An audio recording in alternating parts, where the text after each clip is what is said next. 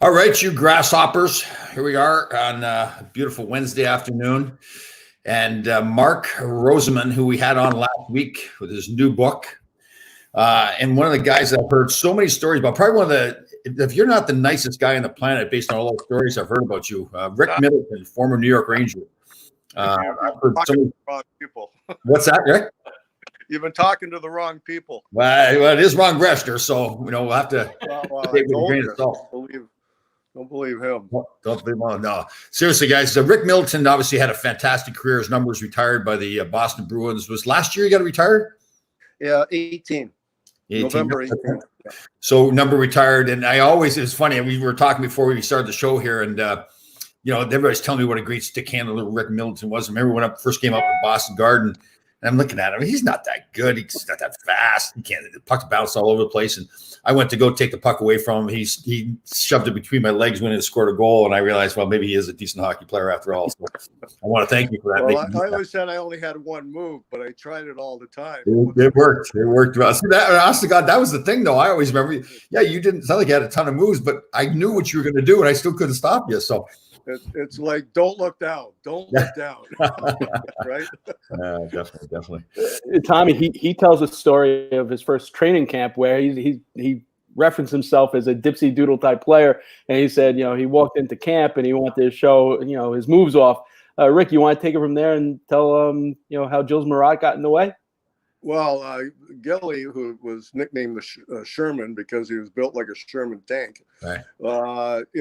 Now I'm playing with men, not boys, coming out of junior for Oshawa.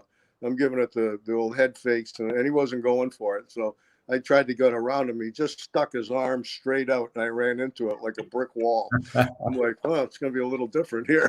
Yeah. Well, there's a nice Better keep my head up. Yeah. So, Mark, you got the interview Mr. Middleton here for your book, Ranger First. What were some of the great things that you got from Rick? First of all, as the project warranted, we made a list of probably about 100 guys we wanted to contact, and I've run into Rick at a number of different events, whether it be the Boston Bruin alumni versus the Hartford Whalers alumni at the Whale Bowl and a couple of Ranger games and stuff. And he's been on my show. Oh, it was freezing. But that also, as a Ranger fan, has to be the most brutal thing in the world. And I was sitting on the Bruins bench, and I look over, and there's Brian Leach, Brad Park, and Rick Middleton in Bruin jerseys. It was just and on top of it was freezing. But that was brutal. So Nifty was definitely one of the guys we wanted to get. And we talked about with him. We talked about. Hey, Mark, hold on one second. I'm going to interrupt you 1 second. We're going to get Cam Connor on here. Cam, we're live here, so don't be saying anything bad when you get on here. Okay? Nothing bad to say, buddy. All right, Cam, how you doing? Cam, do you know Rick Middleton? Rick, I played against you a little bit, and you were one hell of a hockey player, buddy. Don't say anything nice about him. I've been saying too many nice things about him already. How you doing, Cam? It's a long time ago. It's hard to remember, honestly. No, that's okay. I didn't get many shifts against you. No. What year? I remember playing against you, but what year did you start? In the 80s, right? Well, I got drafted in 74 by the Canadians, but I went to the World Hockey. Oh, right. For 4 years, and then I jumped over to Montreal, and then over to Edmonton, then to the Rangers. Right. I remember you with the Rangers. Yeah. My rookie year. Was that your last team? Pardon me? Was that your last team with the Rangers? Yeah, well, the Rangers farm team, unfortunately, which you wouldn't know anything about. Oh, yeah, I started in Providence. I started in the American League. Yeah, but I finished in the minors. I'd rather start in the minors than finish up there. I finished in Switzerland, so. Oh, yeah. Okay, buddy. I went over there for 2 months, but that's another story. Yeah. Cam, good to see you. Last time I had you on the show, you're blacked out or something like that. You were hiding your face. Well, you can see why. No, you're looking good. You're looking great. Seriously, you look great. Way to work.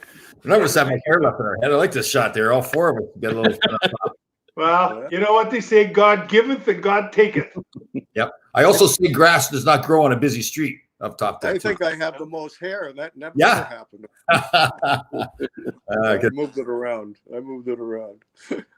So, Mark, Mark was in the middle of telling us a story about Rick Middleton. So one of the questions we asked Rick was, his first idol, and he talked a lot about Frank Mahavlich and just the way he saw him take a slap shot. So it's also interesting when you speak to guys who played the game, the guys they looked up to. 90% of the book said Bobby Orr, but Mahavlich was one of those that came up, and to hear Rick talk about Mahavlich was great. The training camp, Marat story was awesome. But then, we got to talking about his first goals, and it was strange because 90% of the people remember them vividly. And Rick said, I got 2 goals in my first game. I go, I honestly don't remember the goals. Right. Or even the team we played. I didn't remember it was Washington. Right. So then, I said, well, not only that, it was also the Washington Capitals' first game in their history. First game ever. So I figured, all right, and then I went on this quest to try and find the goals for him so he could see them. And it doesn't exist anywhere. The Washington Capitals somehow erased their first game in franchise history. So they still hold the record as the worst expansion team, I think. Wow. But it's funny because every single thing I asked Rick, then I asked him about the hat trick and he, the 4-goal game. And he said, how he thought, oh, wow, this is going to be easy. And then the remainder of that rookie year didn't go so well, right, Rick? No. I had, if my memory serves me, I think I had around 18 goals by Christmas. So I was, in the race for the rookie of the year. And then I think it was around mid-January, I got a stick in the mouth, Bob Daly, 6'5" Bob, when he was in Vancouver. And I was off balance. They had a great, somebody took the picture. It was in the paper the next day of his stick in my mouth. Wow. And 4 teeth and 16 stitches. And so we went on the road. What happened was they took me on the road to play, and I couldn't really eat because my mouth was so swollen with all the stitches and the teeth. I don't even know what I did for teeth. And we played in, I remember, Chicago, St. Louis, and a week later went into Minnesota. I hadn't really eaten very well all week, maybe soft-boiled eggs and milkshakes or something. They put a football helmet on me. I looked like Fran Tarkenton. And it was like, hit me here. Right. Yeah. And a week later, I go into Minnesota, like the second shift of the game. Somebody came in to hit me, and I went to miss the check. I went over on my left ankle and a hairline fracture. Wow. So that was it. Finished with 22. We talked about first for me, and my first year in the league, National Hockey League, Cam Connor was with the Rangers, and we got to be pretty good buddies. We lived near each other and drive to games together and that. And I know I've told Cam the story.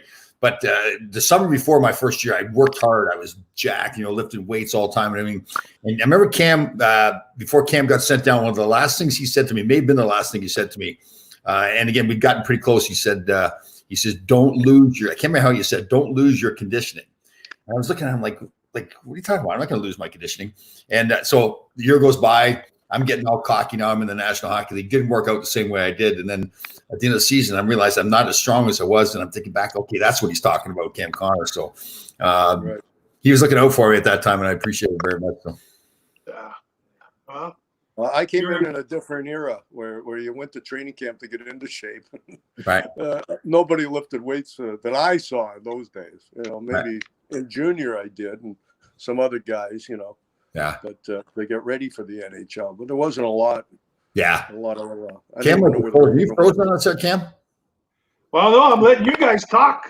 Right? Oh, Am I frozen? Is that what you said? Yeah, in the picture there, it looks like you're frozen. Oh, it is. Yeah, the picture is frozen. Wow.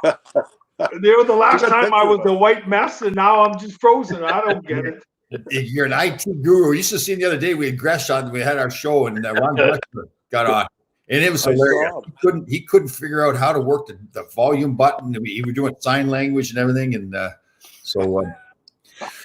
buddy, I was watching you guys the other day. My buddy had a laptop, and we were over at his house chipping golf balls. He made 3 holes in his yard.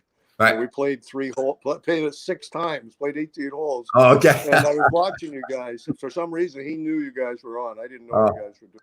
It was fun. It was pretty funny. We just decided to do this show all of a sudden, and so I texted Duguay and Greshner and Dave Maloney. He said, "Yeah, let's do it." And then that was going on anyway, so it was hilarious. The first show, it was like, but yeah.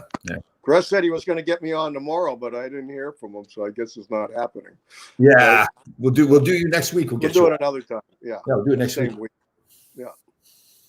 So, A couple of other firsts for Rick. We talked about his first fight in the NHL. It's funny when you start researching it. For me, a couple of the surprises were, and Dave Maloney, his first fight in the NHL was the same guy 3 times. But Rick's first fight in the NHL, when you look at it, you go, "Whoa!" His first fight in the NHL was Dave Schultz. Really? Yeah, which totally blew my mind. Not by choice. I had about 6 of them, and Davey was my first one. It was comical because I've got to know him over the years doing charity stuff. And so I'm in a bar somewhere with him one time, and I thought, I'm going to tell him that and see what he says. So I said, Davey, I said, you were my first fight in the NHL. And he turned around and looked at me and goes, how did I fight you? I said, I don't know. I don't think I started it. Yeah.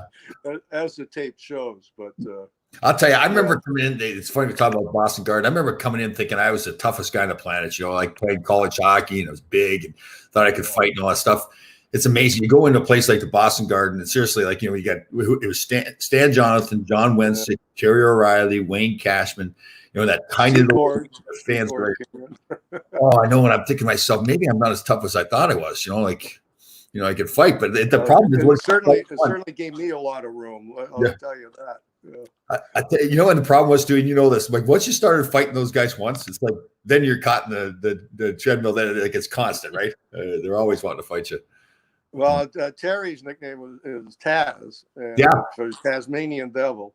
Yeah. And it was kind of like an unwritten rule that you might as well let him win the first one because you're just going to keep coming back. Right. Yeah, I heard he's a great guy, though, right? Oh, awesome. Yeah, he only lives like 15 minutes from me. So good. We hang around more now than we did when we played. Yeah. How about Stan Jonathan? Is he still around the area? No, he's up in Toronto. He still lives on the reservation outside of Toronto. Oh, okay. Last time I saw him, he came down for we had set a record for 11-20 goal scorers in 1978. And still an NHL record over 40 years later. And Stan came down for that. He had 25 that year. He actually outscored me. But he's doing okay. Well, John Wenson, you see him around? He's in St. Louis. He ended up his career in St. Louis. He was a carpenter by trade, and I think he takes care of him and his wife live on this estate, and he kind of takes care of it for them. Oh, wow. Yeah, he does a lot with the St. Louis alumni. He still skates. Right. And he comes into town once in a while. Yeah. Wire. His nickname was Wire. Yeah. Because of his hair. Yeah. Well, he was scary in the American League because he played in Rochester for Don Cherry when I played in Providence. Oh. And a lot of brawls. He had he looked like Ogie Oglethorpe. That's right. Yeah. That's right. It's funny because obviously you weren't here that long as a Ranger, which is a shame. But you played for the Bruins, and the fan bases are very, very similar. And right. I think Tom, last time you spoke, you said that you love playing in New York because if you weren't playing good, they let you know it. But if you were playing good, they let you know it also. And Boston's very similar. Even though you were only here for a short time, did you notice the similarities? And are there major differences? Are there any major? I love New York fans. I mean, they're very similar to Boston in the fact that, everybody wants you to win, but primarily they want you to work hard because they're blue collar. At least back when I played, a lot of blue collar fans. And if you were dogging it some nights, they let you know. And if you lost, we lost the 2 cups to the Canadians, but the fans treated us like we won them. We just had to win a game once in a while against them, and they were happy. Yeah. So you have Don Cherry as a coach? Last 3 years in the 70s, 76 to 79.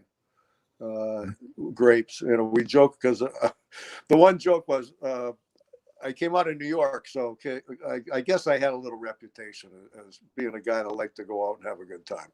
So in those days, you show up, and Don even said this. He was on the ice when they retired my number. So the very first day I met him, I'm at training camp. I'm out skating around with Cashman, and I'm just meeting all these guys for the first time. You know how it is. Yeah.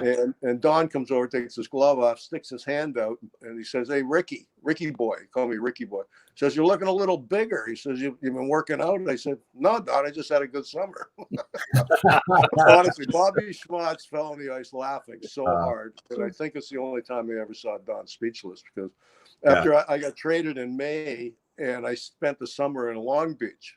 Oh. And I didn't go to, then I drove to Fitchburg, Massachusetts, where I didn't know where it was. No GPS in those days. Yeah. And went to camp, and that was it. Never went back. But back in those days, that's the way it was, though. I remember my first training camp. That was kind of surprising to me, because as a young guy, I wanted to be in shape and everything. And they showed up, and we had Steve Vickers and Walt Kachuk and Phil Esposito and those guys, and the conditioning was not. I mean, they just rested all summer long. We had a nice long training camp and played lots of games. 2 a day. Your golf clubs. Yeah. What's training camp? Everybody's in shape. 2 days back in those days. Yeah. Now they skate for twice, and then they're playing games right away now. Yeah. Allison actually referenced the fact that a lot of the veterans came in out of shape as the reason why he actually made the Rangers as a 19-year-old. He said because he was young and he was in shape. It's interesting you mentioned Long Beach, Rick. Now, Tommy, were they already up in Rye, your first training? My first year was in Rye. Right. So you talk to these guys that all hung out in Long Beach, and Pete Stemkowski is the mayor there now. He never left. Yeah. He always was. Yeah, right. There's not a bar that they didn't know him back then. Yeah. But what is it about Long Beach that those guys every single guy to a man, when you talk about those Long Beach days, they absolutely love it? Well,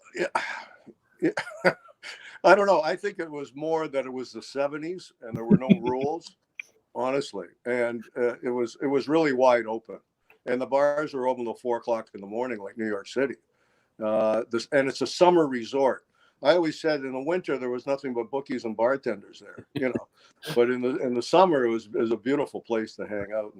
And don't you think, from what I hear, Rick, it was also the guys you had on that team too? Like, it seems like when they talk about it, the group of guys are really close, right? Yeah, I mean, the first year, like you've always heard the story. When one guy goes for lunch, the whole team goes. Well, that was actually right, because everybody but Derek Sanderson and Rod lived in Long Beach. They lived in the city.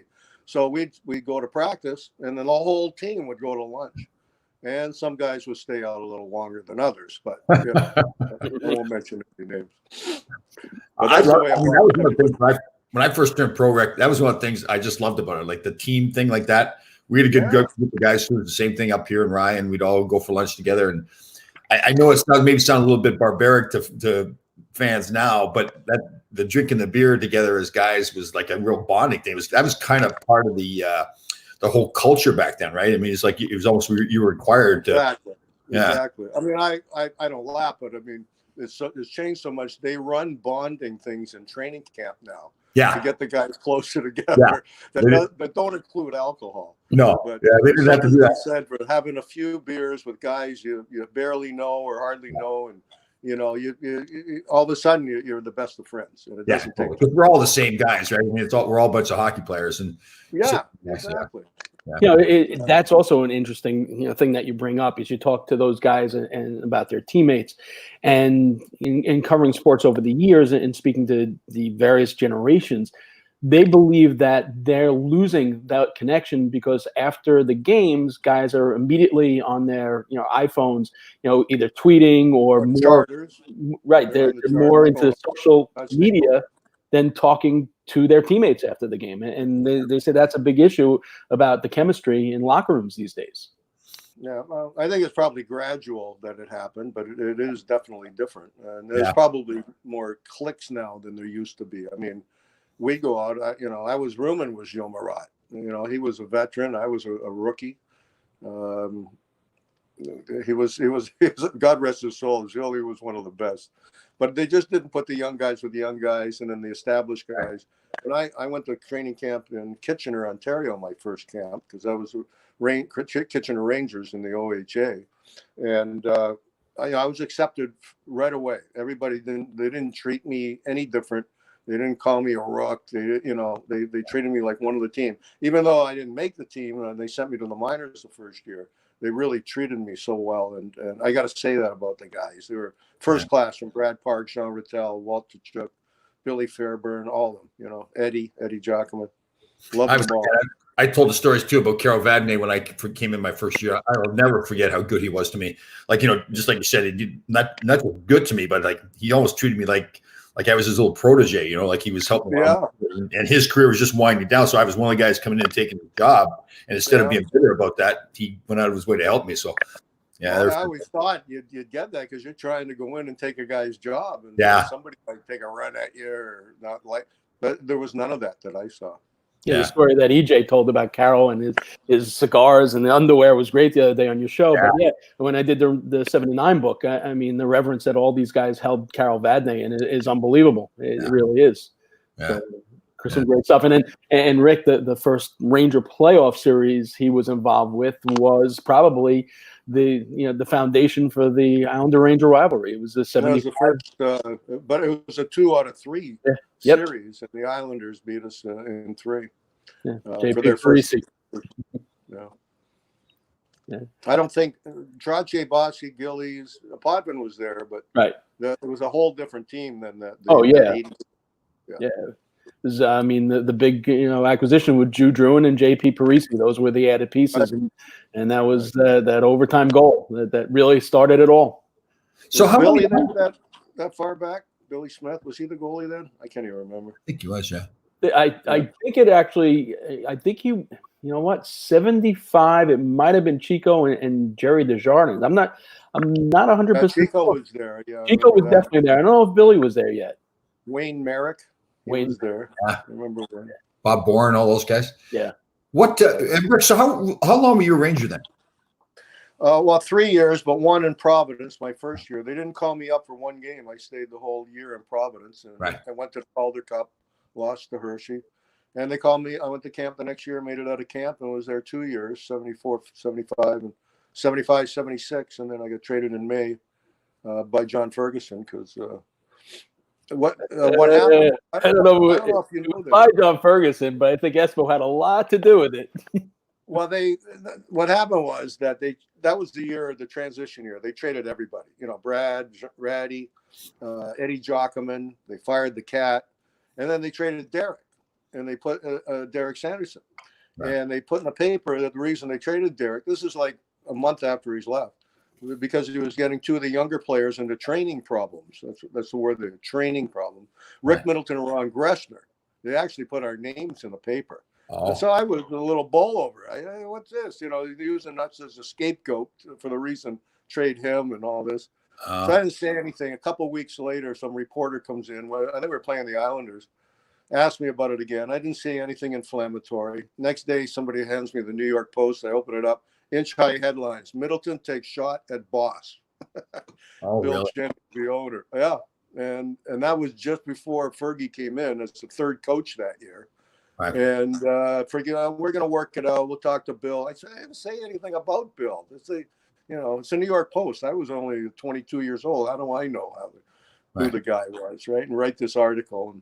And I think that led to, wasn't the only thing, but I think it had a lot to do with me getting So Cam Connor called Ron Gressner, tried to figure out how to get on the computer. I tell you, I hate technology. And Rick, how did you get on? Who helped you? No, I turned it's still going. I turned my laptop on because it's only. You guys better ask me some questions before I go lose again. They're updating something on it. It's still not on. I called my stepson. I go, I'm in a panic. I said, I'm going to be on a Zoom in 10 minutes. I said, and I can't get on. He goes, well, you got it on your phone. I go, oh, that's right. That's the classic thing about doing this stuff with the older guys, right?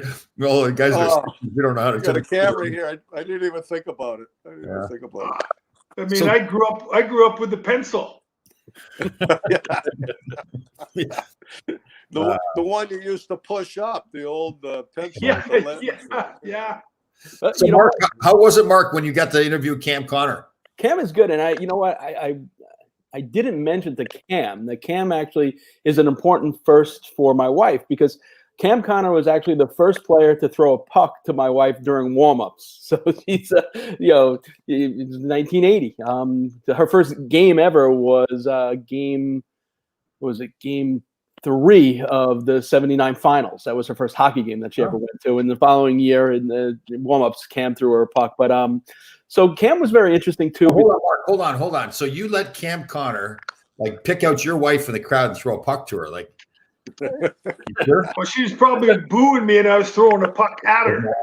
Is that what it was? Okay. Cam was a pretty big boy back then. What was I going to do? Good point. You're right. Yeah. So we should have been playing you in that '79 final. Yeah. You know what? Yeah. 1 minute away. Yeah. Too many men on the ice. Know, you guys blew it. Unfortunately, that was pretty scary.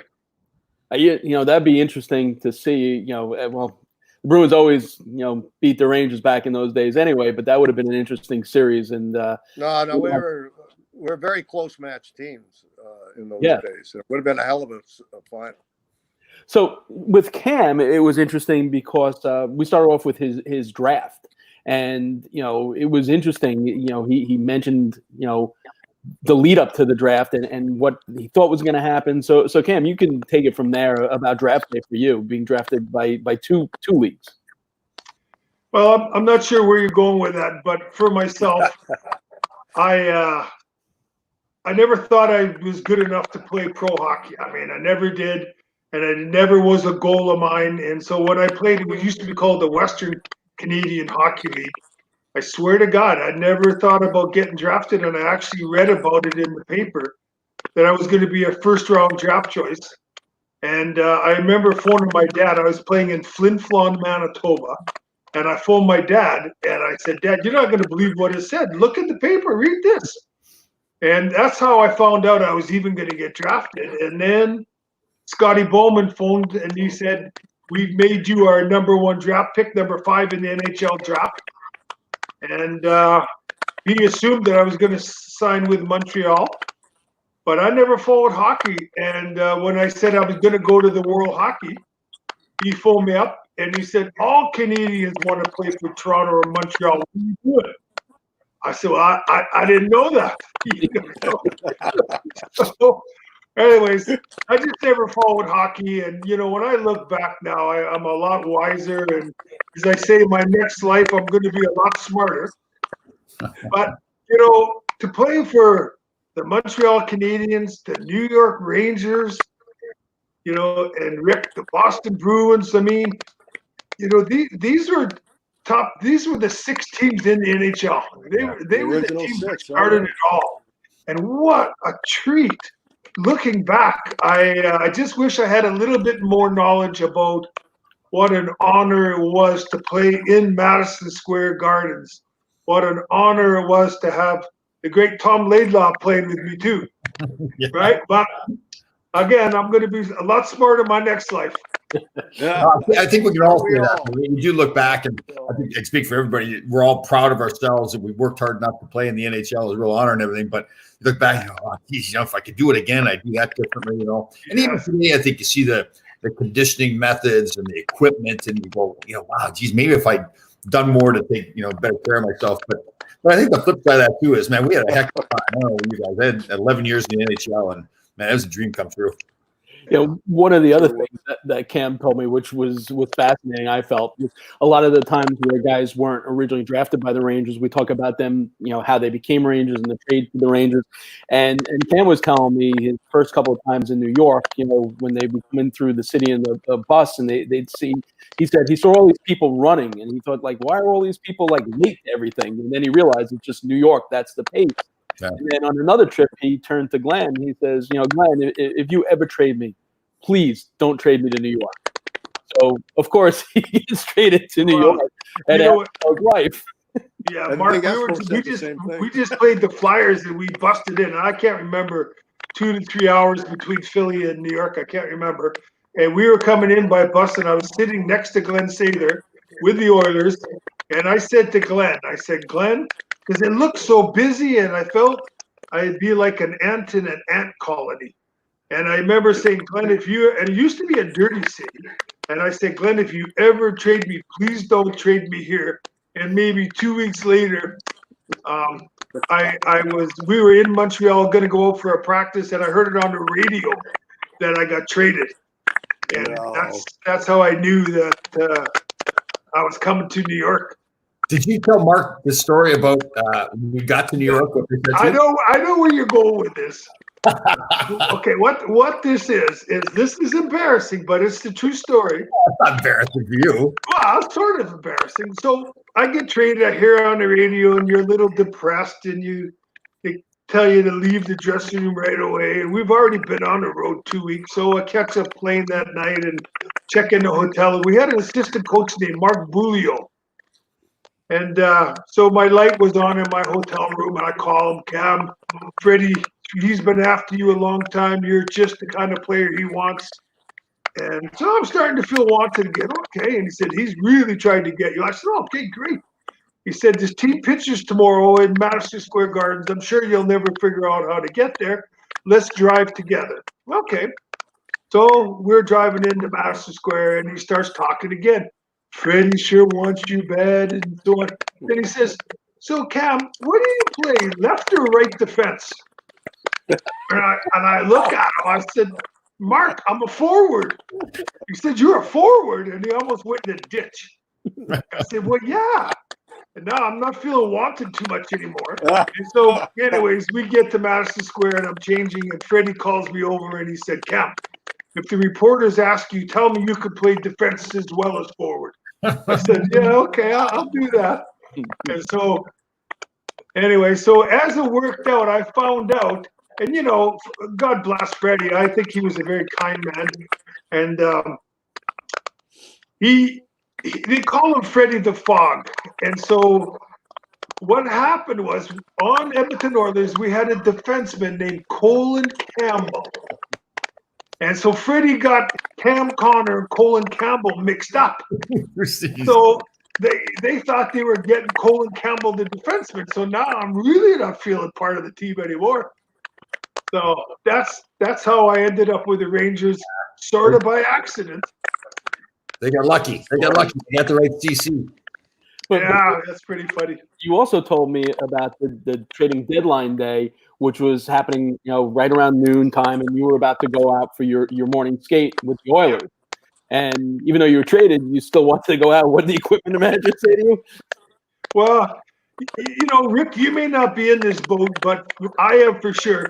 When we're given an optional, usually the really good players that get all the ice time, they may stay away from that option practice, and they'll go on the ice the next day or the day after, and it doesn't even look like they've been off skates. Whereas the guys that are the worker bees, you got to be on the ice every single day. So even if you're on the ice for 20 minutes, not even working out very hard, you don't lose your timing. So when I heard I was traded, I had my gear on, my Oilers uniform, and I said, okay, well, I'll just practice with you guys, then I'll leave. And they said, no, get the F out of here right now. You're not on our team. And they wouldn't let me go on the ice. I had to take I said, well, 30 seconds ago, I was like a teammate, guys. So they kicked me out of there, and I got a hat for about another week. I had to wear the same suits that I wore in previous 2 weeks and recycle my clothes. So it was a pretty different experience for me. People think it is so different than it really is, right? Yeah. Yeah. It's funny when you get traded, right? There's 1 minute you're a part of this team, all of a sudden they trade you. Just go and good luck.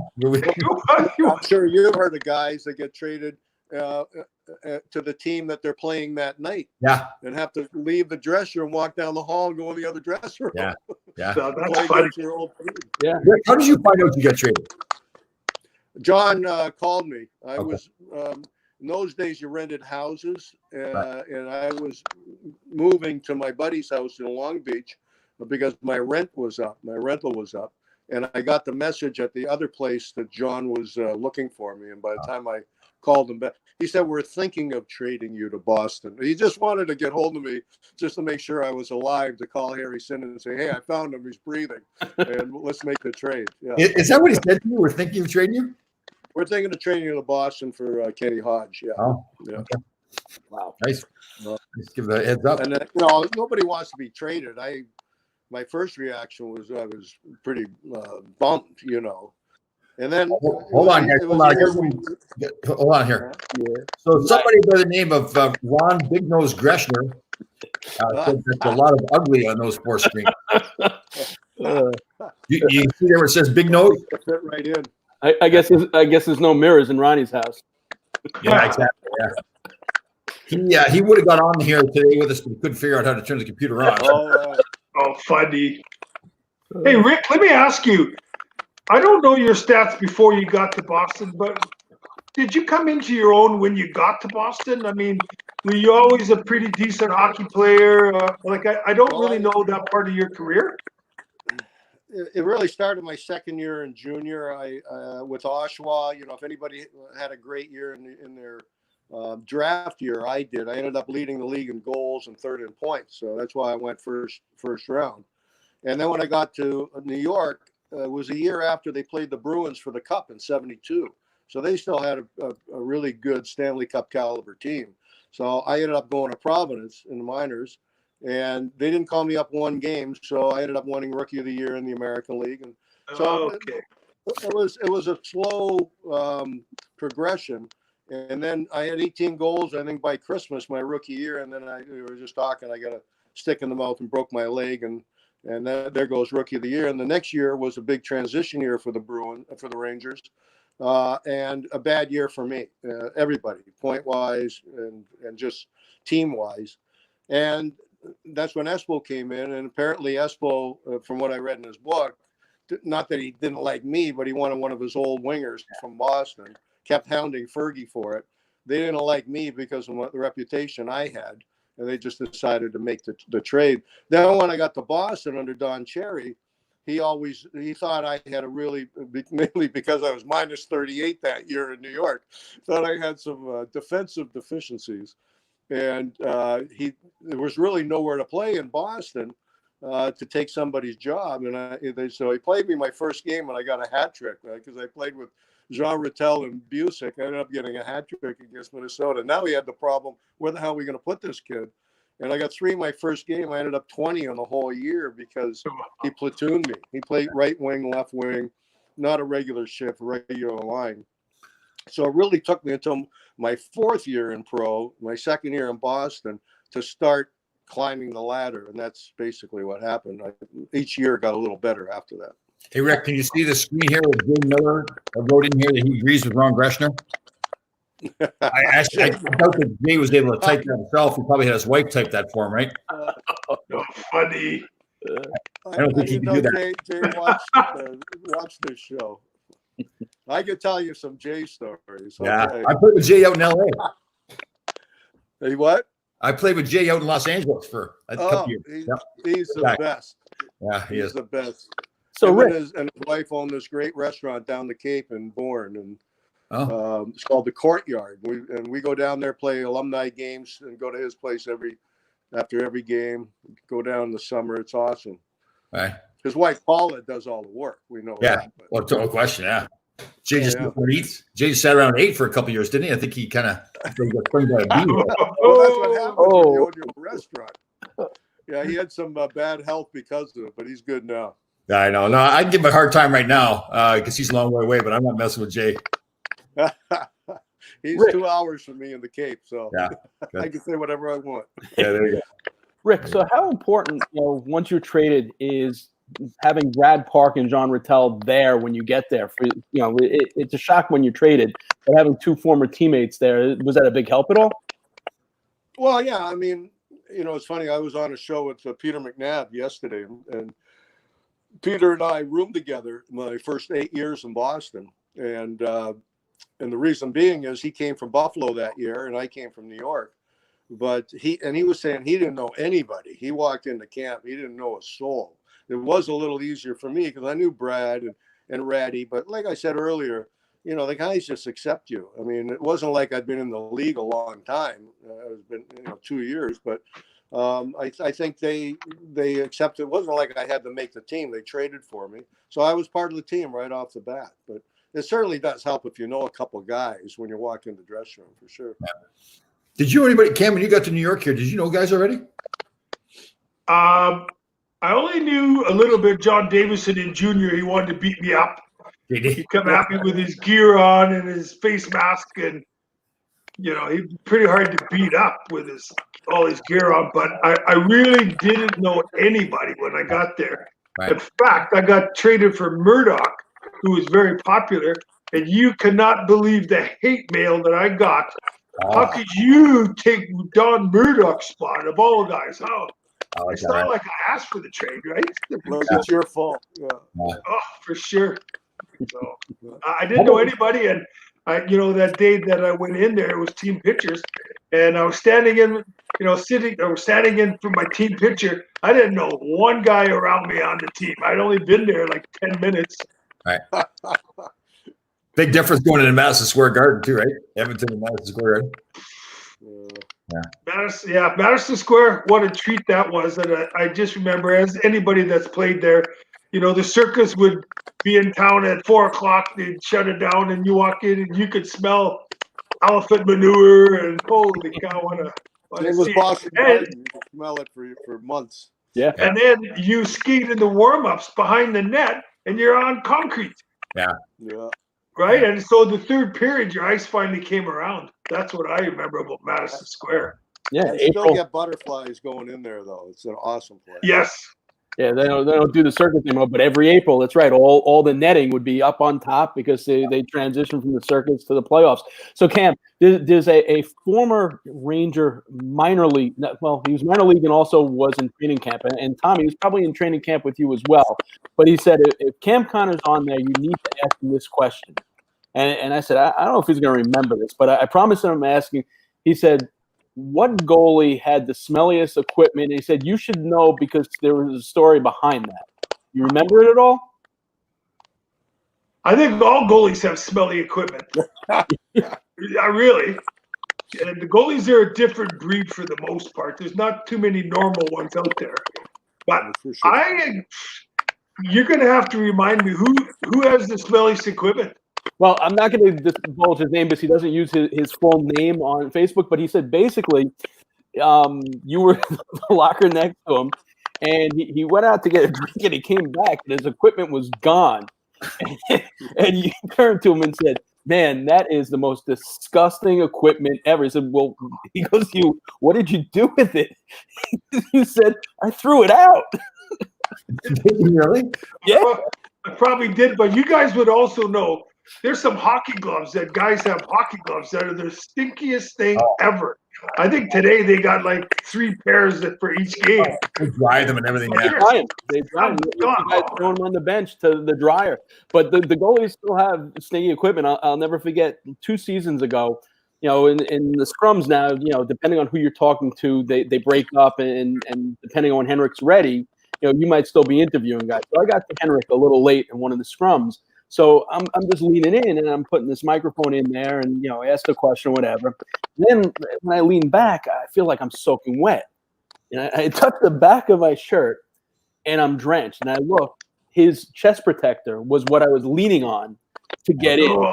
Yeah. So all the way home on the Long Island Railroad, I absolutely reeked. It was disgusting. Better than his jock. That's true.